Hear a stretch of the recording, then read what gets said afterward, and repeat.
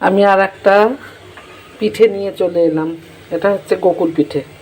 দেখো আমি কড়াইয়ের মধ্যে কিছুটা জল দিয়ে গুড় দিয়ে তেজপাতা আর 4-5টা এলাচ দিয়ে এটা রস করতে বসিয়ে দিলাম। এবার আমি চলে যাব আটাটা গুলতে। ময়দা, আটা বলছি, ভুল হয়ে গেছে। ময়দাটা গুলতে চলে যাব। ময়দার মধ্যে কি কি দিই দেখো। খানিকটা চাঁচিয়ে এনে রেখে দিয়েছি 500 মতো। একটু পাটিসাপটাও করব আর গোকুল পিঠেটাই তোমাদেরকে দেখাবো। দেখো, দেখতে থাকো। কাপ রোল ময়দা নিয়ে নেব, একটু বেশি করে করব। 1 কাপ, 2 কাপ আর 3 কাপ আর আধ কাপ মতো একটু সুজি দেব আর একটু চালের গুঁড়ো আর লবণ আর একটু চিনি। 3 কাপে আমি আধ কাপ সুজিটা দিয়ে দিলাম। পরিমাণে হচ্ছে চালের গুঁড়ো দিয়ে দিলাম। আধ কাপ মতো হচ্ছে চিনি। কম বেশি হলেও তোমরা বাড়িয়ে নেবে, যদি কম হয় একটু বেশি করে দেবে, না হলে একটু কম করে দেবে যারা কম মিষ্টি খাও। আমি একটু বেশি মিষ্টি খাই, তাই আমি একটু বেশি দেবো। এরকম চিনিটা দিয়ে দিলাম। 1 চিমটে নুন।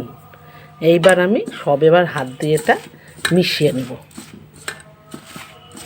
এটা হাত দিয়ে এবার মিশিয়ে নেব। তারপরে আমি এটা জল দিয়ে, খুব পাতলাও হবে না খুব গাঢ়ও হবে না। ব্যাটারটা দেখো কিভাবে তৈরি করি। এখানে এই দেখো অল্প অল্প জল দেব আর ব্যাটারটা আমি তৈরি করে নেব। এই দেখো এইভাবে আমি ব্যাটারটাকে তৈরি করব। ব্যাটারটাকে অনেকক্ষণ ধরে মেখে নেবে আর পারলে একটু ফাটিয়েও নেবে। তাহলে কি বলো তো, তোমার পিঠেটা, গোকুল পিঠেটা সফট হবে, নরম হবে। বুঝেছো? এবার আমি আর জল দেব না, কারণ এতে চিনি দেওয়া আছে।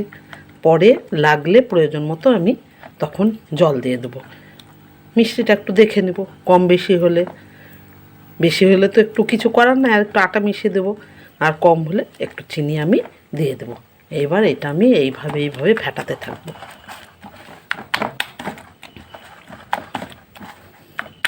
দিয়ে আমি 1 ঘন্টা এটা রেস্টে রেখে দেবো। এর মধ্যে সুজি আছে, চিনি আছে। সুজিটা একটু নরম হোক আর চিনিটা গলে যাক। আমার এই দেখো ফেটানো কমপ্লিট হয়ে গেছে। এবার আমি এটা ঢাকা দিয়ে 1 ঘন্টা মতো রেখে দেবো। তারপর তোমাদের দেখে আমার এই গোলাটা 1 ঘন্টা রেস্টে রাখা হয়ে গেছে। দেখো ব্যাটারটা এরকম হবে, না পাতলা না গাঢ়। এই দেখো চাঁচিটা এবার আমি বের করে রেখে দিয়েছি ফ্রিজ থেকে। এবার আমি এইভাবে গোল গোল করব। এইভাবে দিয়ে হাত দিয়ে একটু চেপে দেব। এইরকম করে আমি কয়েকটা বানিয়ে ভেজে তোমাদেরকে দেখাচ্ছি। এই যে ব্যাটারে দিব আর আমি এইভাবে গোল গোল করে আমি করব, ভাজবো ব্যাটারে চুবিয়ে। আমার এই কটা আমি প্রথমে বানিয়ে নিলাম। এবার তোমাদেরকে ভেজে আমি দেখাচ্ছি কিভাবে ভাজবো, কিভাবে রসে ডুবাবো।